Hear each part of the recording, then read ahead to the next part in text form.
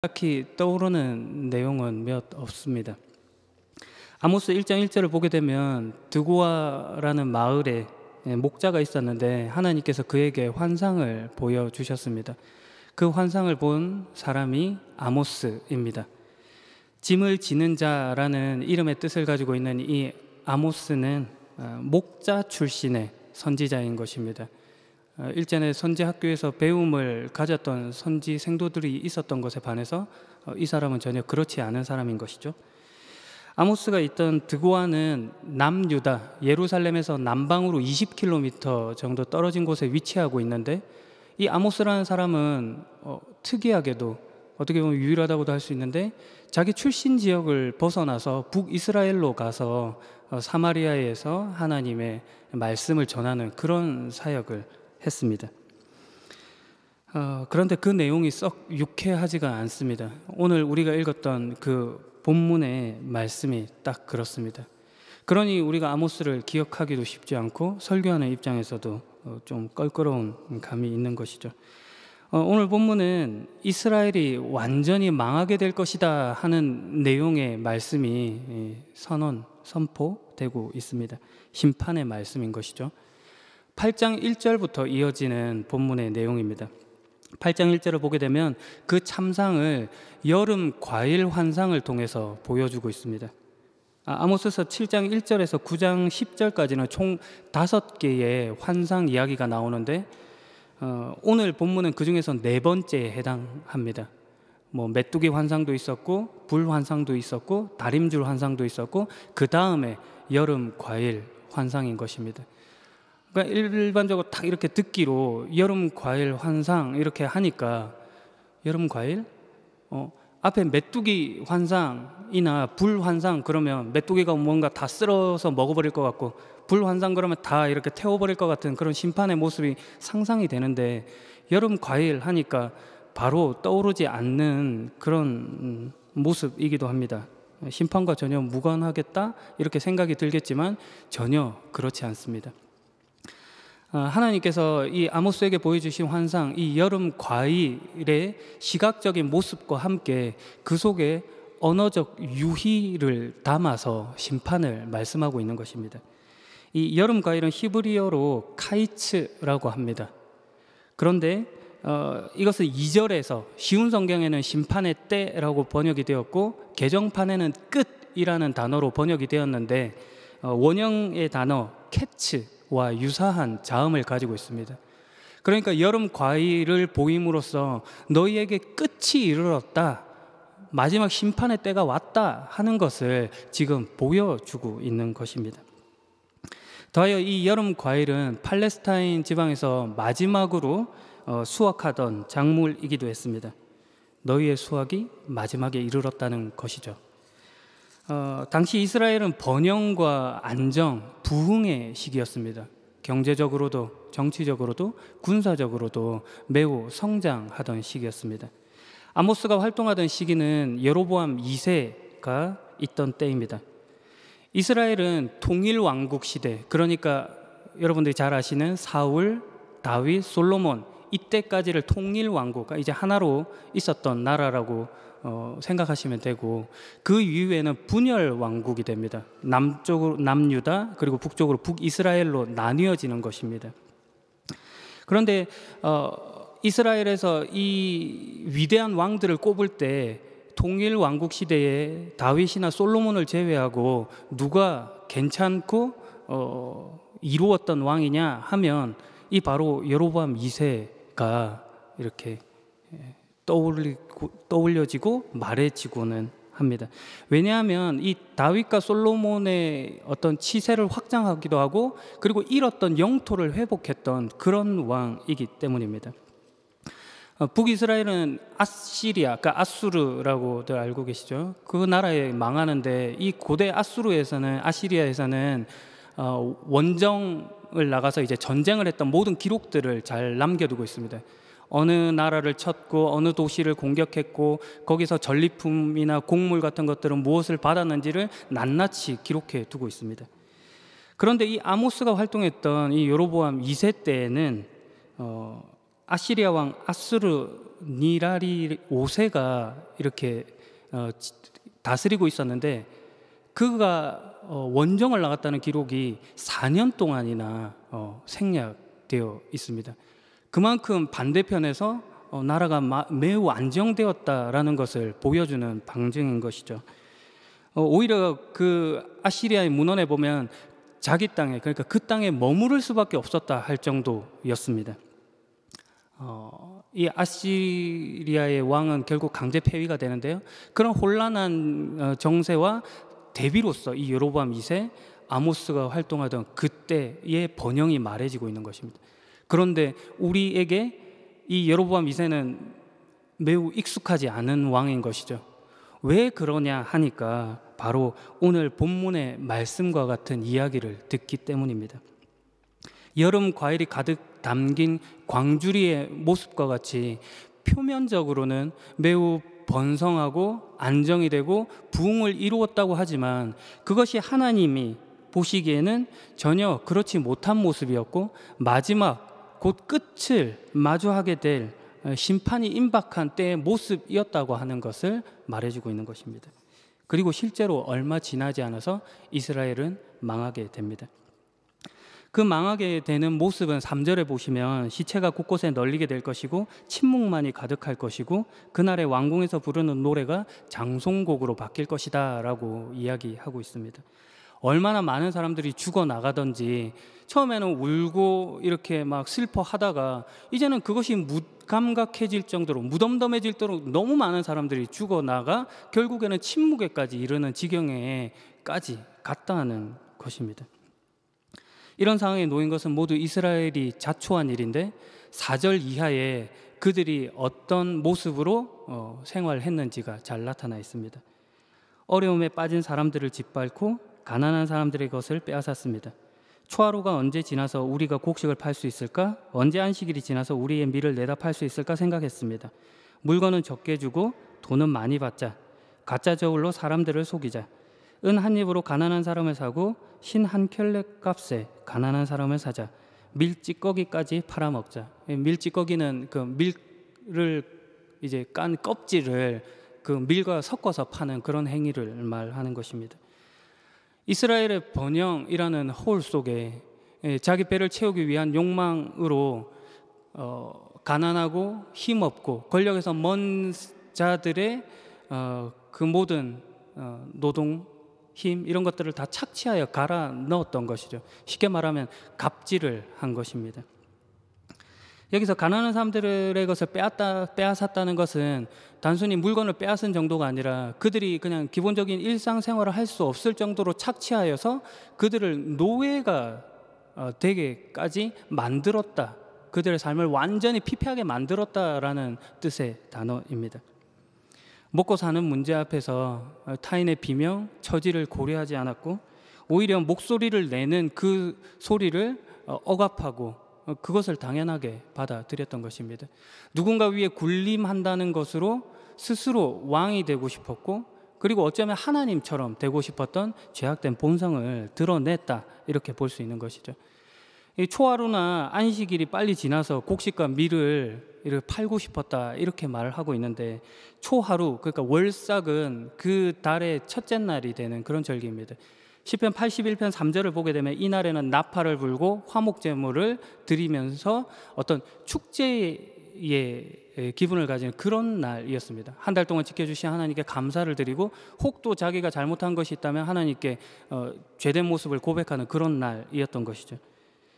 그런데 이런 날이 안중에 없는 것입니다. 출애굽기 20장 8절에서 11절에는 10계명의 내용이 잘 나타나 있죠. 그 중에 안식일에 관한 내용이 나타납니다. 안식일을 기억하여 거룩한 날로 지켜라.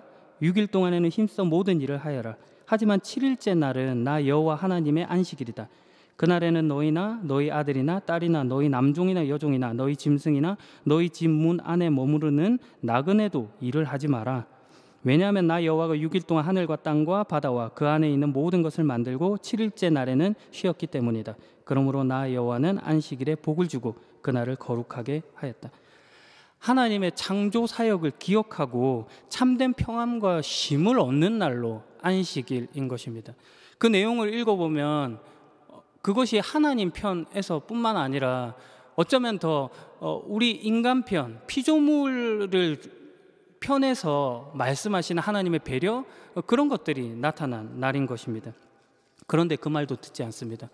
어서 하루빨리 남종, 여종, 짐승을 부리고 또 누군가를 착취해서 자기의 이득을 취하고자 하는 것입니다.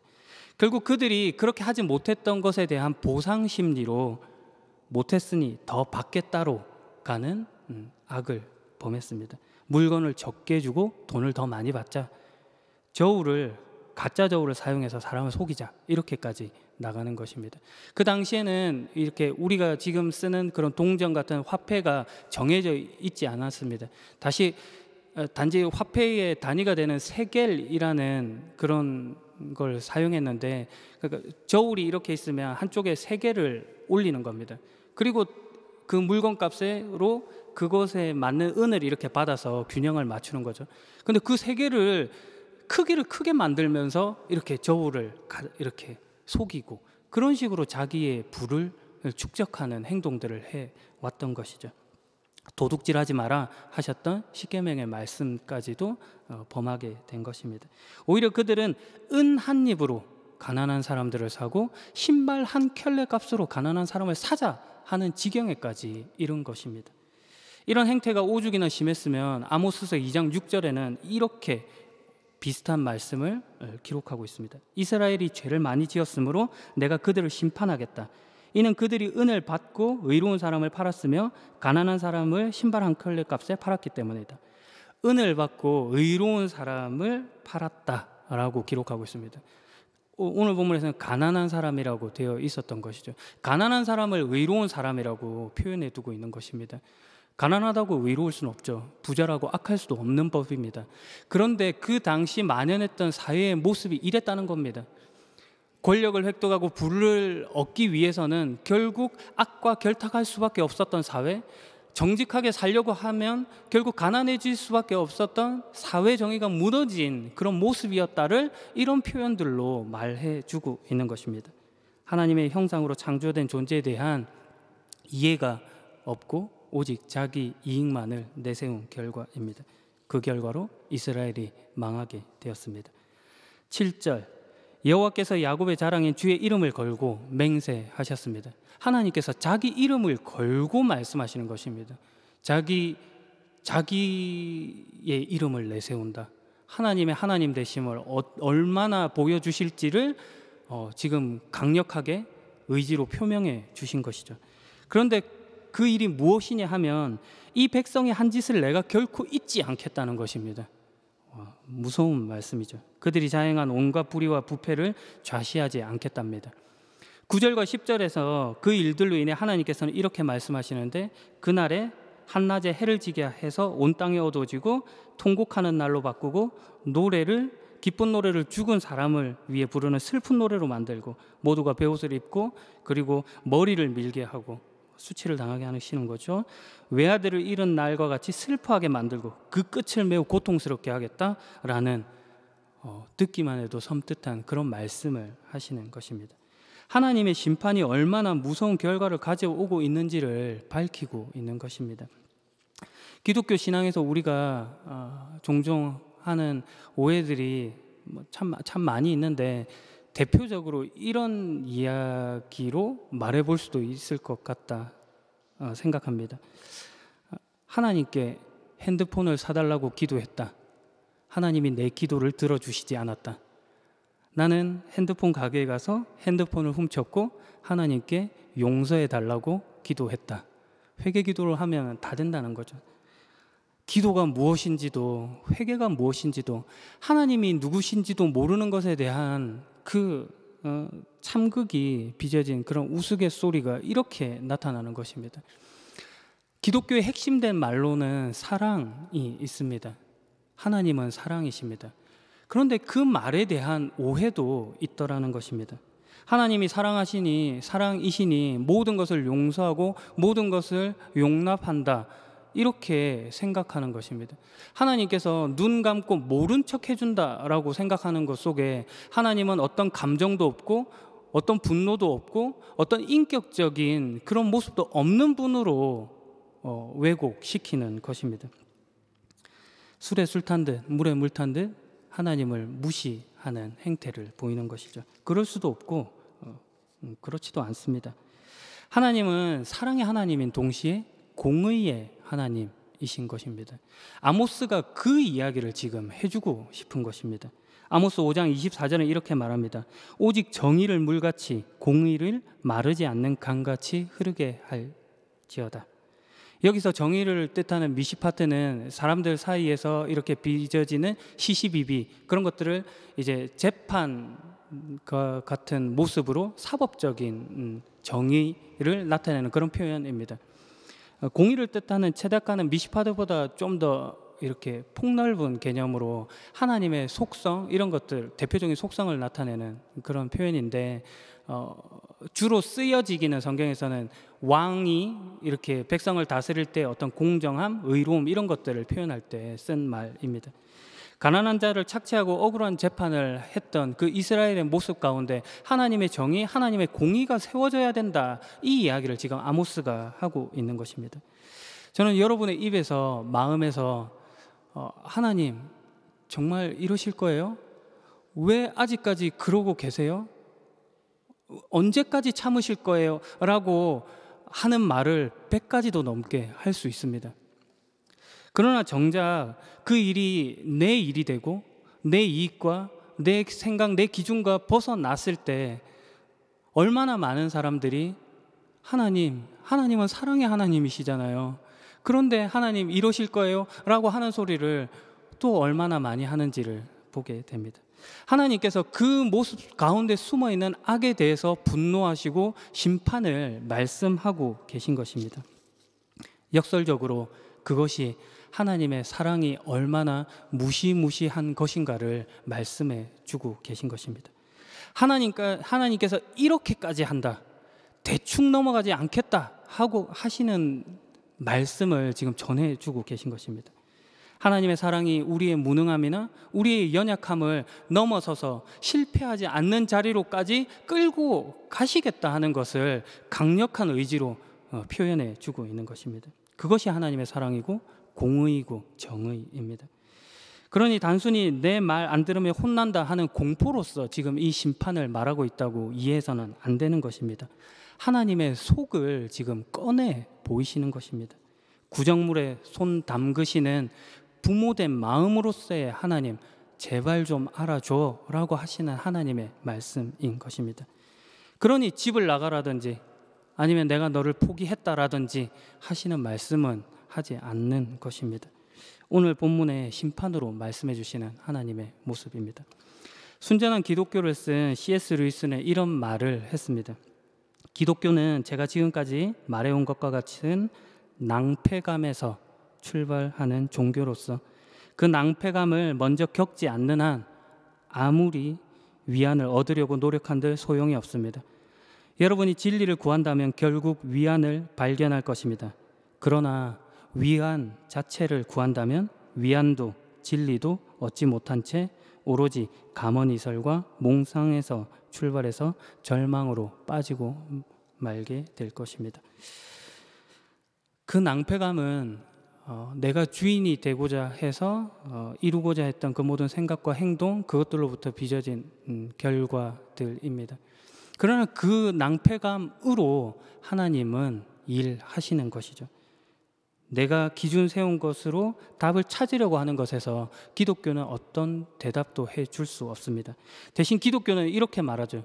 주 여호와의 말, 하나님의 말씀을 들으라. 그 말씀을 듣고 가지고 믿고 따르고 하나님의 말씀을 들으라 라고 말씀하십니다.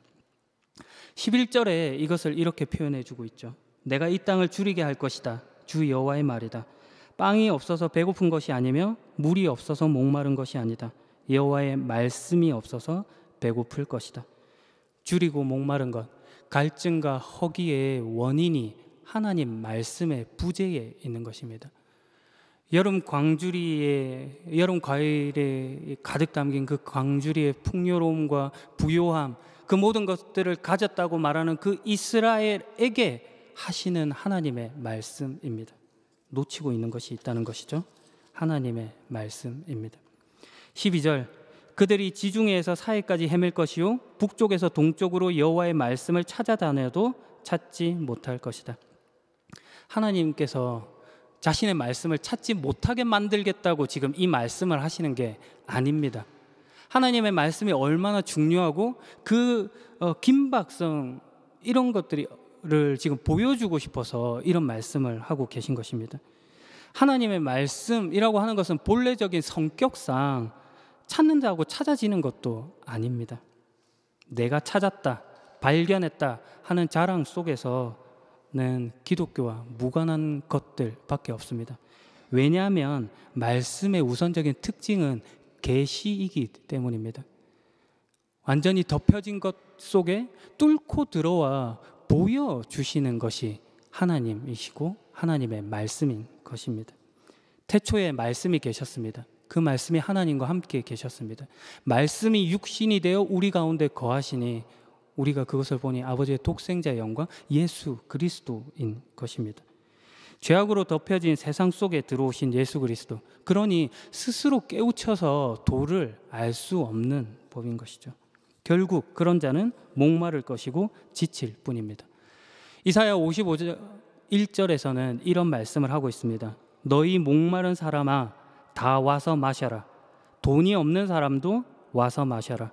포도주와 우유를 마시되 돈 없이 값 없이 와서 마셔라. 네가 가진 것으로 조건 삼아 얻을 수 있는 것이 아니다라는 것을 말해주고 있는 것입니다. 그런 성질의 것이 아니죠. 만들 필요도 없고 만들 수도 없는 것입니다. 그러니까 그저 와서 마시라라고 말씀하고 계신 것입니다. 내가 주는 물을 마시는 자는 영원히 목마르지 아니하리니 내가 주는 물은 그 속에서 영생하도록 솟아나는 샘물이 되리라. 생수의 근원 되신 예수 그리스도께서 하신 말씀입니다. 예수 그리스도를 만나지 않고서는 결코 우리는 채워질 수 없는 존재입니다. 이것이 주 여호와의 말씀입니다. 마지막 이야기로 설교를 마무리하려고 합니다. 오늘 본문과 같이 아모스서는 주로 심판에 관한 이야기를 하고 있지만 꼭 그런 것만도 아닙니다. 9장 11절 그 마지막 장에 되는 그 마지막 부분을 보면 그 이하에 이런 말씀이 있습니다. 그날이 오면 내가 다윗의 무너진 장막을 일으키고 부서진 틈새를 막으며 무너져 내린 것을 다시 일으켜 세우겠다. 옛날처럼 다시 회복시켜 주겠다. 회복에 관한 하나님의 말씀이 등장하고 있는 것입니다. 단순히 공포를 만들려고 심판을 말씀하는 것이 아니라고 했죠.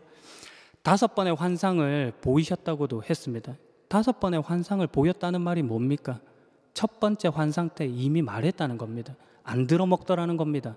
그러니까 유보해 주시는 거죠. 2번째 환상도 말했다는 겁니다. 안 들어먹는 거죠. 3번째, 4번째, 5번째까지 계속해서 자신의 심판을 유보하시면서 끝까지 돌이키기를 말씀하시는 겁니다. 그런데도 못 알아먹더라. 그러니 이제 이런 방식으로도 한다 하고 심판을 보이시고, 그런데도 또 거기서도 깨우치지 못하는 사람들이 있더라는 겁니다. 그러니까 또 어떻게 하신다고요? 9장 11절 이하에 내가 다시 일으켜 세우겠다. 내가 막겠다. 내가 회복시키겠다. 내가 세우겠다 하시는 그런 말씀으로 다시금 다가오시는 것입니다. 아모스서가 끝나면 하나님의 말씀이 끝나는 것입니까? 그럴 수 없습니다. 아모스와 비슷한 시기에 활동했고 그거보다 조금 더 활동했을 것이라고 여겨지는 선지자는 호세아입니다. 호세아는 음녀 이스라엘을 향한 하나님의 중단 없는 끝없는 사랑이 얼마나 무시무시하게 나타나고 있는지를 잘 보여주고 있습니다. 결국 그 아모스, 호세아로 이어졌던 그 걸음들이 예수 그리스도를 통해서 더 선명하게 보여지는 것입니다. 하나님, 신이라고 하는 분이 결코 겪으시지 않아도 될 그런 고통을 겪으시고, 그리고 세상에 항복한 듯한 모습으로 자기를 내어주십니다. 세상에 항복한 것이 아니죠. 하나님의 말씀에 순종하는 것이 무엇인지를 죽음으로 보이신 것입니다. 그것이 끝이 아니니 부활을 통해 또 역사를 이루어 나가십니다. 그러니 오늘 우리의 돌이킴은 그 예수 그리스도의 초대 앞에 나아오는 것입니다. 우리의 갈증, 우리의 허기를 채울 수 있는 유일한 말씀이신 예수 그리스도께로 나와야 하는 것입니다.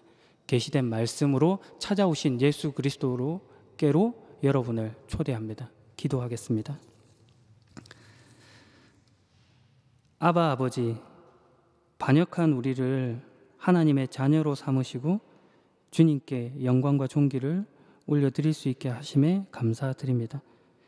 스스로 해결할 수 없는 문제를 친히 짊어지러 오신 예수 그리스도를 우리 가운데 모셔드립니다. 무지와 무감과 오해와 왜곡으로 하나님을 무시했던 지난 날들의 어리석음을 내버리고 이제 주님 앞에 엎드려 긍휼을 구합니다. 나를 받아 주옵소서. 주님의 것으로 살겠습니다. 내 생각, 내 이익에 앞서 주님의 말씀을 버리지 않겠습니다. 주님의 말씀에 순종하겠습니다. 오늘도 우리의 처지에 동참하신 예수 그리스도의 이름으로 기도합니다. 아멘.